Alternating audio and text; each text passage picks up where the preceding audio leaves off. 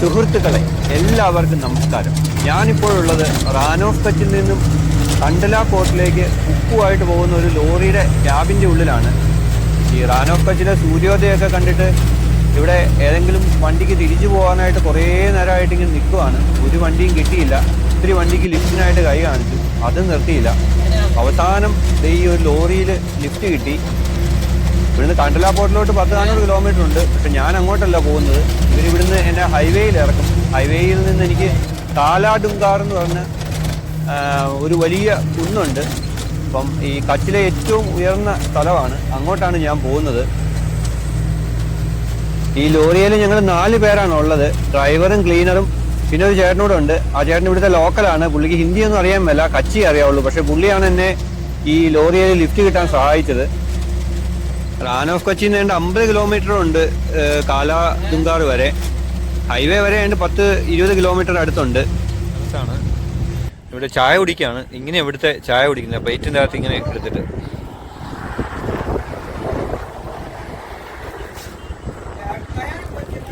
ഇവരുടെ കൂടെയാണ് ഞാനിവിടെ ഖാവഡയുടെ അടുത്ത് വരെ എത്തിയിരിക്കുന്നത്. ഇനി ഇവിടുന്ന് ശകലം ദൂരം കൂടെ പോകാണ്ട്. അപ്പോൾ ഈ ചേട്ടൻ ഹെൽപ്പ് ചെയ്യാന്നാണ് വന്നിരിക്കുന്നത്. നാം ബോലിയേ ഭയ്യ ആപ്പ് गुलाम, आपका नाम? अच्छा, फिर मिलेंगे. ഇന്ന് ക്വാഡയിലോട്ട് 3 കിലോമീറ്റർ ഉണ്ട്. വണ്ടിക്കായിട്ട് ഇങ്ങനെ നോക്കി നിൽക്കുകയാണ്. ഏതെങ്കിലും ഒരു വണ്ടി ലിഫ്റ്റ് കിട്ടും, അല്ലെങ്കിൽ ബസ് വല്ലതും. ഇപ്പം ഞങ്ങളിവിടെ വന്ന് കാപ്പ് കുടിച്ചുകൊണ്ടിരുന്ന സമയത്ത് ഒരു ബസ് പോയി. ഇനിയിപ്പം ബസ് കിട്ടുമോയെന്ന് അറിയാൻ പറ്റില്ല. ഇല്ലെങ്കിൽ മുമ്പത്തെ പോലെ വല്ല ലോറിയോ അങ്ങനെ എന്തെങ്കിലും ലിഫ്റ്റ് കിട്ടുമോ എന്ന് നോക്കണം. ഞാനും ഉണ്ട്, ഈ ചേട്ടനും ഉണ്ട്. അങ്ങനെ ഖാവഡ വരെ പോകാനായിട്ട് ഒരു പിക്കപ്പ് പോകാനായിട്ട് ലിഫ്റ്റ് കിട്ടി. പച്ചക്കറി കൊണ്ടുപോകുന്ന ഒരു വണ്ടിയാണ്. ഞാൻ കൈ കാണിച്ചുകൊണ്ടല്ല, കൂട്ടത്തിലുള്ള ഈ ചേട്ടൻ കൈ കാണിച്ചുകൊണ്ടാണ് അവർ നിർത്തിയത്. പുള്ളി ഇവിടെ ഖാവഡ വരെ ഉള്ളൂ. പുള്ളി അവിടെ നിന്ന് എനിക്ക് കാലാഡുങ്കാറിന് പോകാനായിട്ട് ഏതെങ്കിലും വണ്ടി റെഡിയാക്കി തരാമെന്നാണ് പറഞ്ഞിരിക്കുന്നത്. ഈ ജംഗ്ഷനിൽ വന്ന് ഞങ്ങൾ ആ പിക്കപ്പയിൽ ഇറങ്ങി. ആ പിക്കപ്പ് അപ്പുറത്തോട്ടാണ്. ഇവിടുന്ന് ഇനി കുറച്ച് ദൂരം ഉള്ളതെന്നാണ് പറഞ്ഞാൽ നടന്നു പോകണം ഖാവഡയിലോട്ട്. ഖാവഡയിൽ നിന്ന് കാലാഡുങ്കാർക്ക് വണ്ടി എന്തെങ്കിലും കിട്ടുമായിരിക്കും പ്രതീക്ഷിക്കുന്നു. ഈ ചേട്ടനും ഞാനിവിടെ നടക്കുവാണ്. അച്ഛാ പനി ഹേനാ? ഓ അച്ഛാ. ഖാവഡയിൽ നിന്ന് കാലാഡുങ്കരയ്ക്ക് പോവാണ്. ഇവിടുന്ന് ഇടയ്ക്ക് വേറെ എവിടെ സ്ഥലമുണ്ട്, അവിടെ ചെന്നിട്ട് അവിടുന്ന് പിന്നെയും പോകണം. ഞാൻ ഒരു ഓട്ടോറിക്ഷയിൽ കയറി ഇരിക്കുവാണ്.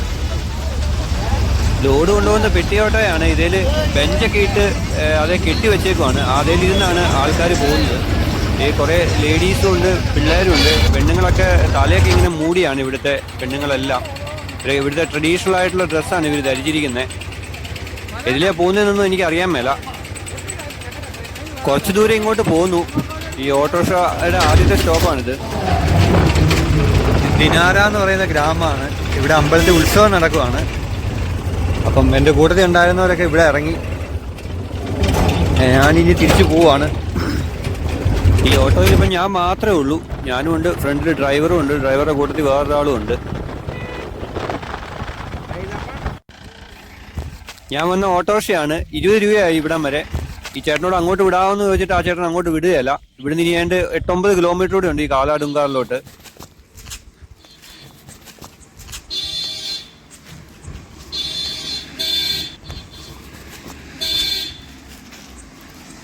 കാലാഡുങ്കറിലോട്ട് ഞാൻ നടന്നു പോയിക്കൊണ്ടിരിക്കുകയാണ്. ഇതിന് 8 കിലോമീറ്റർ ഉണ്ട്.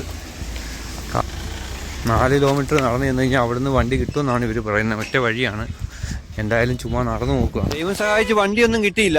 അതുകൊണ്ട് ഞാൻ ഈ 8-9 കിലോമീറ്റർ നടക്കാമെന്ന് തീരുമാനിച്ചു. എന്തായാലും കാണാൻ ഇറങ്ങിയാണ്. കണ്ടിട്ട് തിരിച്ചു പോകുന്നു എന്നുള്ളത് വെച്ച് വഴിയിൽ 2-3 ഒട്ടകത്തെ കണ്ടു. ഇതൊക്കെ ഇവിടുത്തെ കൃഷിക്കാരുടെ ഒട്ടകമാണെന്ന് തോന്നുന്നു. അവിടെ എവിടെയൊക്കെ ചില വീടുകൾ കാണാം. അതൊക്കെ വീഡിയോയിൽ എടുക്കണം എന്നുണ്ടായിരുന്നു. പക്ഷെ എടുത്തു കഴിഞ്ഞാൽ ചിലപ്പോൾ ഇവർ തെറി വിളിക്കും. ഇവിടെയുള്ള ആൾക്കാർക്ക് അവിടെ വീഡിയോ ഒന്നും നമ്മൾ അനുവാദം ഇല്ലാതെ പകർത്തുന്നത് ഇഷ്ടമല്ല, പ്രത്യേകിച്ച് സ്ത്രീകളുടെ. ഇവിടെ കുറെ പശുക്കളൊക്കെ നിൽപ്പുണ്ട്. ഏകദേശം ഒരു 3-4 കിലോമീറ്ററോളം നടന്നു. നല്ല പൊരി വെയിലത്ത് ശരിക്കും നടന്നു വലഞ്ഞു. ഇവിടെ മാഗ്നറ്റിക് സോൺ എഴുതിയിട്ടുണ്ട്. അപ്പുറത്ത് ഒരു 100 മീറ്റർ അപ്പുറത്തും ഇതുപോലെ തന്നെ ഒരു ബോർഡ് വെച്ചിട്ടുണ്ട്. ഈ 2 ബോർഡിന് ഇടയ്ക്കുള്ള ഭാഗം എന്ന് പറയുന്നത് ആന്റി ഗ്രാവിറ്റി പോയിന്റ് എന്നാണ് പറയുന്നത്. ഇവിടെ ചെറിയൊരു കയറ്റമാണ്. ഈ കയറ്റത്തില് വണ്ടിയൊക്കെ ന്യൂട്രലിലിട്ട് കഴിഞ്ഞ് കഴിഞ്ഞാൽ വണ്ടി ഈ കയറ്റത്തിലോട്ട് തന്നെത്താനെ ഉരുണ്ട് കയറി പോരും എന്നാണ്. ഇത് ഈ ബൊലോറോ വരുന്നുണ്ട്. ഇത് ശരിക്കും കയറ്റത്തിലോട്ടാണ് ഉരുണ്ട് കയറി പോരുന്നത്. ഭയങ്കര കയറ്റമൊന്നുമല്ല, ചെറിയൊരു കയറ്റം. ആന്റി ഗ്രാവിറ്റി പോയിന്റ് എന്നാണ് പറയുന്നത്. ഗൂഗിളിൽ നോക്കിയപ്പം ആന്റി ഗ്രാവിറ്റി പോയിന്റ് എന്നും ഉണ്ട്. അതുപോലെ തന്നെ ഒപ്റ്റിക്കൽ ഇലൂഷൻ ആണെന്നും അതിൻ്റെ അത് കണ്ടു. ഞാൻ ഛത്തീസ്ഗഡില് ഉൾട്ടാപ്പാനി എന്ന് പറയുന്ന സ്ഥലത്ത് ചെന്നപ്പം അവിടെ വെള്ളം ഇങ്ങനെ കയറ്റത്തിലോട്ട് ഒഴുകുന്ന കണ്ടു. അവിടെ ഇതുപോലെ തന്നെ വണ്ടി മുകളിലോട്ട് ഉരുളുന്ന ഒരു പ്രതിഭാസം അവിടെയും ഞാൻ കണ്ടായിരുന്നു. ഈ ബൊലേറോ ന്യൂട്രലിട്ടിരിക്കുന്നതാണ്. ഇങ്ങോട്ട് പതുക്കെ പതുക്കെ ഇങ്ങോട്ട് വന്നപ്പോഴത്തേക്കും കയറ്റത്തിന്റെ പൊക്കം ശകലം കൂടുന്നുണ്ട്. അതുകൊണ്ട് ഭയങ്കര സ്ലോയിലാണ് ഇങ്ങോട്ട് കയറുന്നത്. പക്ഷെ എന്നാലും അത് ഉരുളുന്നുണ്ട്. നിങ്ങൾക്ക് ശരിക്കും കാണാതിരിക്കും. കയറ്റം തന്നെയാണ്. ഞാൻ ഇവിടെ നിന്നുകൊണ്ട് തന്നെ പറയാണ്, ഇത് ശരിക്കും കയറ്റം തന്നെയാണ്. കുത്തുകയറ്റമൊന്നുമല്ല, ചെറിയ കയറ്റാണെന്നുള്ളേ ഉള്ളൂ. എന്നാലും ഒരു അത്ഭുതമാണ് കയറ്റത്തിലോട്ട് ഇത്രയും വലിയ വണ്ടി തന്നെ ഉരുള് കയറുക എന്ന് പറയുന്നത്. അങ്ങനെ സുഹൃത്തുക്കളെ, ഞാൻ ഈ കാലാഡുങ്കാർ പഹാഡിന്റെ ഏറ്റവും മുകളിലെത്തി.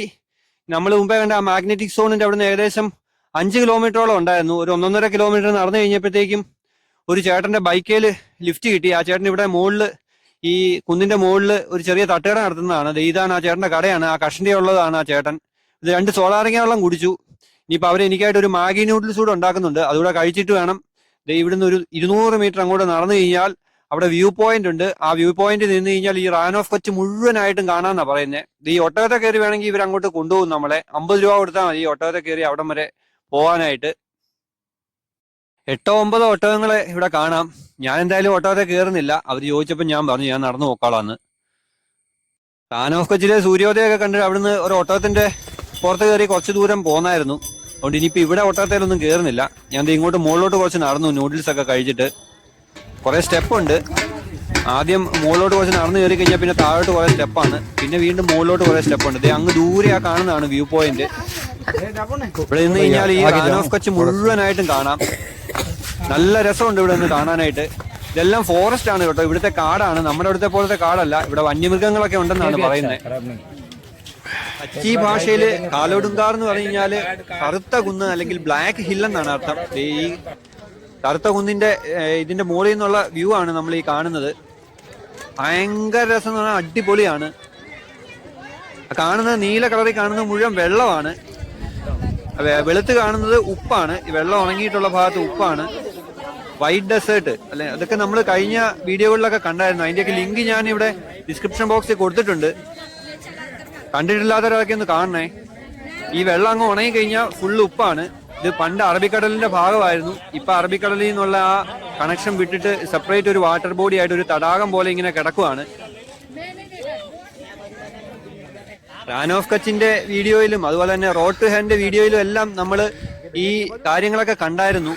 വെള്ളവും കണ്ടായിരുന്നു, ഉപ്പുപാടവും കണ്ടായിരുന്നു. അതിന്റെ കഥയും ചരിത്രവും ഹിസ്റ്ററിയും ഒക്കെ ഞാൻ അതിൻ്റെ അകത്ത് പറഞ്ഞിരുന്നു. അതുകൊണ്ട് ഇപ്പൊ ഇവിടെ വീണ്ടും ആവർത്തിക്കുന്നില്ല. അറിയാൻ വയ്യാത്തവർ അതൊക്കെ ഒന്ന് കാണുക. ഒരു രക്ഷയില്ല കേട്ടോ. അടിപൊളിയാണ്, അടിപൊളി. ഈ കാണുന്ന ഇപ്പുറത്തെ ഈ ചുറ്റും കാണുന്ന എല്ലാം കാടാണ് കേട്ടോ. ശരിക്കും ഇത് ഫോറസ്റ്റ് ഏരിയ ആണ്. ഫോറസ്റ്റ് ഡിപ്പാർട്ട്മെന്റിന്റെ കീഴിലാണ് ഈ കാലോഡുങ്കാർ.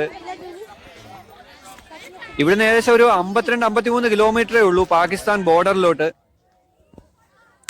9000 സ്ക്വയർ കിലോമീറ്ററിൽ ഇന്ത്യയിലും പാകിസ്ഥാനിലും ആയിട്ടാണ് ഈ റാൻ ഓഫ് കച്ച് വ്യാപിച്ചു കിടക്കുന്നത്. ഇതിൽ 8000 സ്ക്വയർ കിലോമീറ്ററും ഇന്ത്യയിലാണ്. 1000 സ്ക്വയർ കിലോമീറ്ററിന് താഴെ ഉള്ളൂ പാകിസ്ഥാനിലുള്ളൂ. ഈ നമ്മുടെ അവിടുത്തെ പോലത്തെ ഉള്ള കാടല്ല കേട്ടോ. ഇതൊക്കെ ഒരുമാതിരി കുറ്റിക്കാട് പോലത്തെ കാടാണ്. പക്ഷെ ഇതിൻ്റെ അകത്ത് വന്യമൃഗങ്ങളൊക്കെ ഉണ്ടെന്നാണ് ഇവിടെ എഴുതിയൊക്കെ വെച്ചിരിക്കുന്നത്. റാൻ ഓഫ് കച്ചിലെ ഏറ്റവും ഉയർന്ന പ്രദേശമായിട്ടുള്ള ഈ കാലോദുങ്കാർ സമുദ്രനിരപ്പിൽ നിന്നും 462 മീറ്റർ അഥവാ 1516 അടി ഉയരത്തിലാണ് സ്ഥിതി ചെയ്യുന്നത്. 6-7 കിലോമീറ്റർ പൊരി വെയിലത്ത് നടന്നാണ് ഇവിടെ എത്തിയത്. ശരിക്കും ഭയങ്കരമായിട്ട് ക്ഷീണിച്ചു. എന്നാൽ ഇവിടെ വന്നത് ഈ സീനറി, ഈ വ്യൂ ഒക്കെ അങ്ങോട്ട് കാണുമ്പോൾ ഉണ്ടല്ലോ, ഈ എല്ലാ ക്ഷീണവും നമ്മുടെ പമ്പ കിടക്കും. പോരാത്തതിന് ഇവിടെ നല്ല അടിപൊളി കരിമ്പിൻ ജ്യൂസ് കിട്ടുന്നുണ്ട്. അതുകൂടെ പറഞ്ഞാൽ അടിച്ചു കഴിയുമ്പോഴത്തേക്കും ഒരു പ്രശ്നവും. വീണ്ടും തിരിച്ച് നടക്കാനുള്ള ഒരു ഉഷാറൊക്കെ കിട്ടി. തിരിച്ചു വല്ല വണ്ടി കിട്ടുമോ എന്നുള്ള അറിയാൻ മേല. ഇവിടെ വന്നിട്ട് എനിക്ക് ഏറ്റവും ബുദ്ധിമുട്ടായിട്ട് തോന്നിയ ഒരു കാര്യം എന്ന് വെച്ചാൽ ഇവിടെ ബസ് സർവീസുകൾ ഇതുപോലെ ഈ റിമോട്ട് ഏരിയാസിലോട്ട് തീരെ കുറവാണ്. തീരെ കുറവാന്ന് വെച്ചാൽ ഇല്ലെന്ന് തന്നെ പറയാം. ഇപ്പൊ റാൻ ഓഫ് കച്ചിലോട്ടാണേലും ഇപ്പൊ ഈ കാലോഡുങ്കാറിലോട്ടാണേലും ഒക്കെ നമ്മള് ഭുജിന്നൊക്കെ ടാക്സി ഒക്കെ വിളിച്ച് വരണമെങ്കിൽ 3500 രൂപ 4500 രൂപയൊക്കെ ആവും. കുറെ ദൂരമൊക്കെ നമുക്ക് ബസ് കിട്ടും. ഈ ഖാവഡ വരെയൊക്കെ ബസ് കിട്ടും. പക്ഷെ അവിടുന്ന് പിന്നെ 25, 30, 40 കിലോമീറ്റർ ഒക്കെ ഉണ്ട് ഈ സ്ഥലത്തോട്ടൊക്കെ. അപ്പൊ ഇങ്ങോട്ടൊക്കെ നമ്മൾ ടാക്സി വിളിച്ച് വരണമെങ്കിൽ 2000-2500 രൂപയൊക്കെ ആവും. അപ്പം അതുകൊണ്ട് എന്നെ പോലെ വലിയ പൈസയൊന്നും ഇല്ലാതെ ഇങ്ങനെ അറ്റപ്പറ്റയൊക്കെ എല്ലായിടത്തും പോകുന്ന ആൾക്കാർക്ക് അതൊക്കെ വലിയ ബുദ്ധിമുട്ടാണ്. അപ്പൊ ഇങ്ങോട്ട് വരുന്നവർ ഇതൊക്കെ ഒന്ന് മനസ്സിൽ വെച്ചോണം. ഇവിടെ ഈ കുന്നിന്റെ മുകളിൽ കയറി വരുന്ന ഭാഗത്തായിട്ട് ദത്താത്രേയന്റെ ഒരു അമ്പലമുണ്ട്. നമുക്ക് തിരിച്ചങ്ങോട്ട് പോകുമ്പോൾ അത് കാണാം. അവിടെ കുറച്ച് ലോക്കലായിട്ടുള്ള പിള്ളേരെ കാണാം. ഞാൻ അങ്ങോട്ട് പോവാണ്, അവരോടായിട്ടൊന്ന് സംസാരിക്കാം.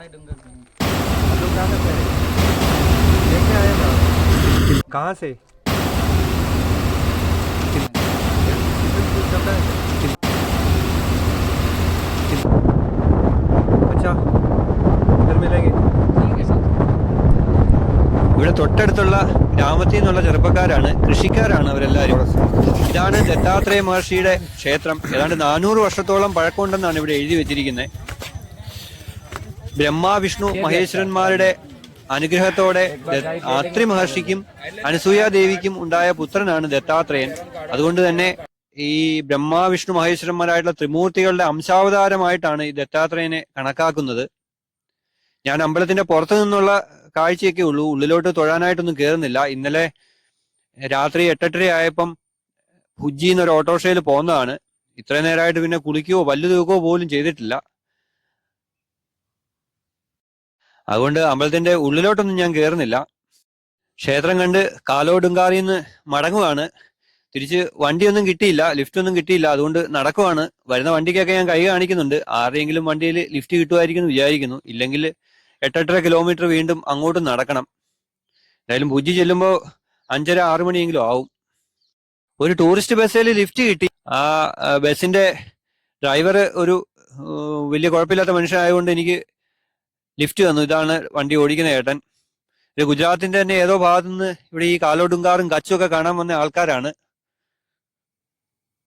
ഇവരെന്നെ ഹൈവേയിൽ ഡ്രോപ്പ് ചെയ്യാന്നാ പറഞ്ഞിരിക്കുന്നത്. അവിടുന്ന് ഭുജിലോട്ടോ ഖാവടയ്ക്കോ ബസ്സോ ഓട്ടോയോ എന്തെങ്കിലും കിട്ടുമായിരിക്കും എന്ന് വിചാരിക്കുന്നു. അപ്പോൾ ശരി, പുതിയൊരു വീഡിയോയുമായി വീണ്ടും കാണും വരെ എല്ലാവർക്കും നന്ദി. ശുഭ യാത്ര.